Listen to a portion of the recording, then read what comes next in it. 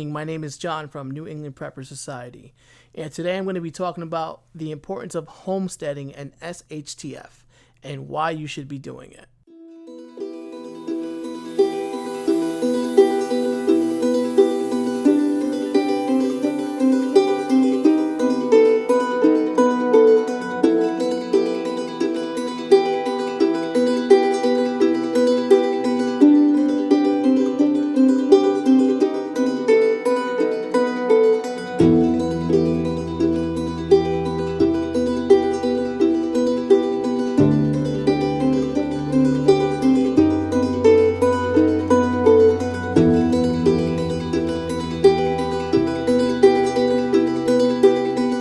First, I just want to kind of clear the air when it comes to owning property and what that looks like for me. I never own any property in my life. My family does not own any property. My immediate family. And in the United States, my wife does own some property in Jamaica, but we never bought property together. In the U.S., my mother's side, my grandmother has about 1.5 acres in Puerto Rico. And I've never been there. I don't have much experience with buying property. So in 2021, when we purchased property, was the first time that I can consider myself a landowner. And I'm going to take you through my journey. I'm going to tell you what I went through. And then hopefully I can inspire you to get out of population density and get some land and work it, grow it, and make it work for you and your family and your tribe in SHTF. My journey for land ownership started in 2021. I believe it was probably summertime, and I talked to my wife about it, and I said, hey, listen, I think we should consider owning some property in the United States, preferably not in the city, and that was a fight in itself. I want to own some land. I want it to be affordable. I want to be able to grow my own food on it. I want to be able to have livestock on it. And, there was just some parameters I was looking for, preferably not a state that's kind of hostile towards people just being more independent. Like, I don't want to be in a state that's severely regulated with, like, water. Like Florida, you can't really catch rainwater and whatnot. So I don't want to be in a state that you can't really do what you want to do. I want to do what I want to do, and I want to buy land. And I feel like God is leading me in a direction where I should be investing into some land. So fast forward, I have a tribe of people that I do attend church with. I do attend school with for training for ministry. And we started speaking about owning land together. And I say, hey, listen, like, we should all consider there's 10 families, we should all consider owning a piece of property together. And, that kind of went over well. We talked about it, and I just started searching, and I'm like, well, I kind of want to stay in the Northeast. I think the Northeast is very beautiful. I think for the most part, it has what I'm looking for. I don't mind the winter. People hate the winter, and I'm learning that now. People don't like the snow, but I think the snow kind of works in my advantage for many reasons. And I'll get to that in a little while. But, I want to have all the seasons. I want 4 seasons. I want to have a good amount of acreage. I want it to be affordable. And I want to do this with 10 families. And so we started looking again, like I said. We found a couple of properties. The first one was in Rhode Island. I'm glad we didn't get that. It was 30 acres. We went with the realtor. I went up there with my father. We started looking for the property, and the realtor was real nice, and we walked through the woods, and I brought my son with me, my kids, my daughter, both my sons. My wife wasn't with me. She was working. This was like when everything was shut down. So COVID basically shut the streets down. This is before the National Guard was stopping people from Connecticut driving into Rhode Island. And I got a chance to see the property, and it was 30 acres, and it was like $40,000 or $50,000, something around that. And then I kind of prayed. I waited on the Lord, and it just didn't feel right. And I was like, it's 1.5 hours away from Connecticut, 1.5 hours away from my family here. My wife's family is in Boston, so it's kind of in the middle, but it just didn't feel right. So I looked in Vermont, and what I did was actually booked a trip with a couple of my family members and tribe, and we went up to Vermont. We stayed in the woods. Beautiful. Vermont is absolutely gorgeous. We stayed in the woods. We rented a cabin, and I was there with my whole family, and we just hung out a weekend in Vermont. And I'm not a fan of Vermont. As beautiful as it is, just not my thing. And let's just cut to the chase. Like, a lot of these like wooded areas in the Northeast, they don't really see a lot of like black people. I have a black family, and so they kind of look at us weird.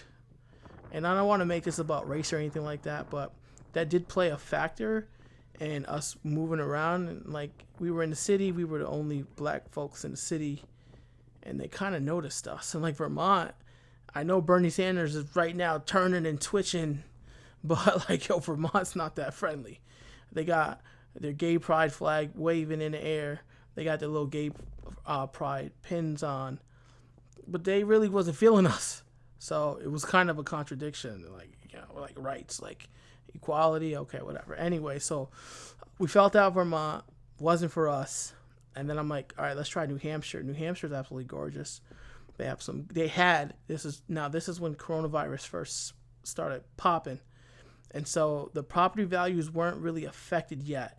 People were looking for property, but people were more so moving to like Connecticut and like the urban areas in Connecticut, which aren't as, and there's people from New York that were just racing to Connecticut to buy property here to get away from population density.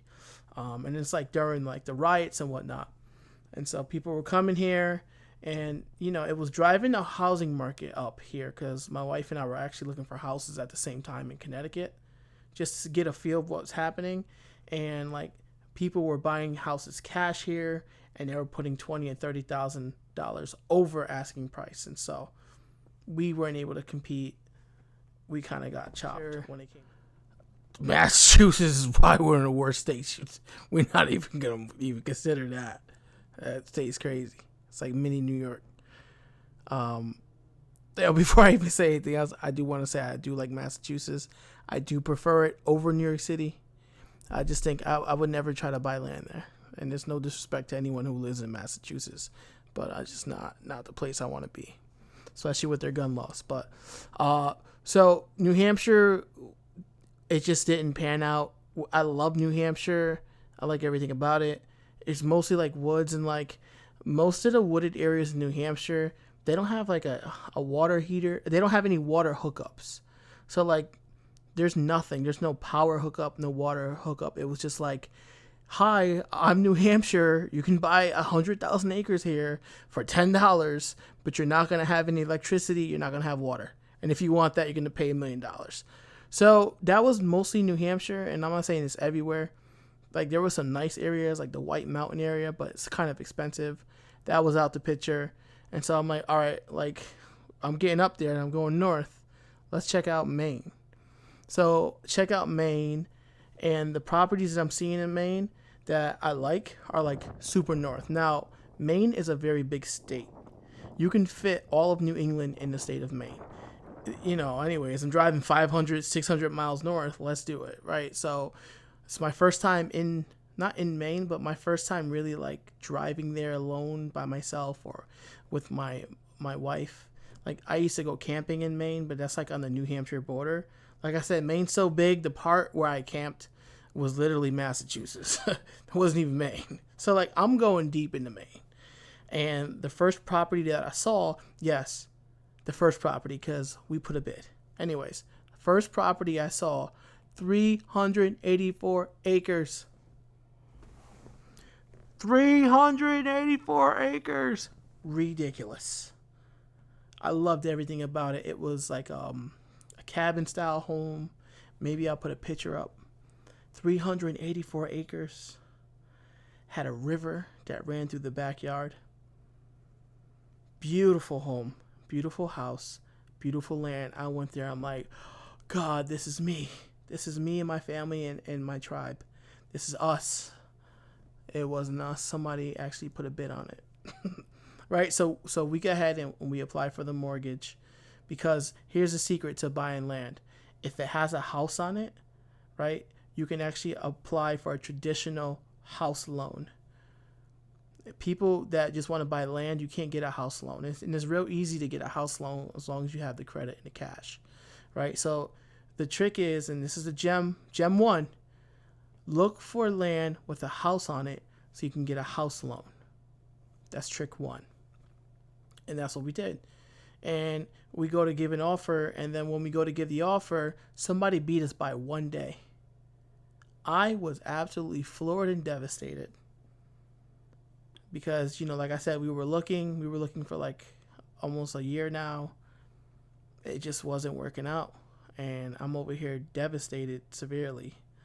And I'm like, all right, fine. Like, we'll wait. Like, I got the pre-approval already. And so I just start searching, and I see another house. And I'm like, it's interesting. It's not as much land, but it's still some land, and the house is nice. 184 acres. We go in there. We put an offer on the house immediately. We learned, so my team, including my father, who has God's wisdom, like super smart man, he's like, he helped us through the whole process, and I learned so much going through like a mortgage process, making phone calls, dealing with like all types of people. Like, that process is crazy. And so I had some help going through it. And so we put that offer in quick. We were the first people to put the offer in. We did like an earnest deposit where we put $5,000 saying that we're going to go through with the deal. If we pull out, we lose the 5 bands. So we did that. So we closed on a house. I'm not really trying to give too much information away because, like, I don't want y'all, like, this is the internet. I don't want y'all stalking me or nothing like that. So I'm going to try to, like, keep the city name out and the number or the price of the house that we paid for. But anyway, so we closed on that house, and like, it was a crazy journey for us. And like, I wanted to get that portion out the way first because I wanted y'all to know that it's not something that is easy. I do encourage you all to own a piece of property, and I'm going to tell you guys why in a minute, but like, it's not an easy process. It is a stressful process. Like, everybody's buying property now. Like, I guess the feds went up in percentage rates for like home loans or whatnot. So like, it's just getting worse. It's not getting any better. Like, I pray for y'all if y'all are actually looking for property. I pray it works out for you in your favor and in your house. But it wasn't easy. And like, if y'all decide to come to the Northeast, like, God bless you. Like, if you want to go down south, God bless you. That's a whole nother beast. Like, out west, God bless you. Like, hopefully it works out. And I'm not saying y'all should come up to the Northeast if you're not here, but like, it just worked out for us in that way. And like, 10 families own several acres. And so of course we're reserving acreage for the ministry as well. And so we want to do like camps. We want to build a community. We want to build a city. Like, we have all types of visions and like vision boards for what we want to do in Maine. It's just not like me and my family like stacking rice and like hiding when the end times come, because we're not doing that. I'm not a fear monger. I'm not going to tell y'all like, you're going to die if you don't have property, or you're going to die if you don't have land. I'm not doing that. But I will say a couple of things. And first, I will say that we're living in we are living in scary times, right? Things are changing. Like, you see what happened during coronavirus. You couldn't even buy toilet paper. Like, people acting crazy, right? Animal prices went up. At some grocery stores, like groceries and they're getting worse now. Like, food shortage is a real thing, right? And so I think owning land allows you to have power over what you eat, what you grow, what you eat, what you plant, what you put in your body. Like, you don't have to rely on a system that is failing. And that's the main reason why I think you all should go out there and get a piece of property. Like, you don't have to rely on this system. This system is very fragile, and it's being attacked every day. God forbid we do have that war in China and we get invaded, or like China comes here or Russia comes here. Like, you never know. And like I said, I'm not going to fear monger, but I think it's smart if you do have a homestead. Consider having a place where you can stack food. Consider having a place where you can have well water, have your own resources. You can grow your own food. You can, if you have to, you can live there. You can start a community there. You can impact the community. You can bring family members like we're doing. We got 10 families and there's a lot of us. involved in this. And so I think it's stupid for people to go off into the woods by themselves and just do their own self-community thing. Like, how are you going to have a community with just you? Makes no sense. And a lot of it, I've been inspired by a lot of people, inspired by God first, but inspired on the internet, just looking at a lot of people who do consider themselves a prepper. I do consider myself a prepper. I've taken major steps to prep for what is, I think, to come. Watch my other videos if you're just curious on the mindset. So I'm just a regular guy married with children, with friends, and a calling on his life. And hopefully I inspired you with my story to get up and go look for some land. Start off by looking. For me, it was just like a dream at first. And it manifested itself because we as a team were consistent and we prayed and persistent on acquiring land, and it happened. And I'm thankful to God for it. And so it doesn't take extraordinary men and women to do something like this. You can just be an ordinary man. You know, you don't need $1 million or $1 billion. You don't. To go look. Just go look. And get yourself in a position where you're no longer relying on a system that's going to fail. Hopefully what I said today was inspiring. I hope to see y'all soon. Comment, like, subscribe. Let's talk about your experience. If you have land, let's talk about your experience in the comments. Hope to hear from y'all soon.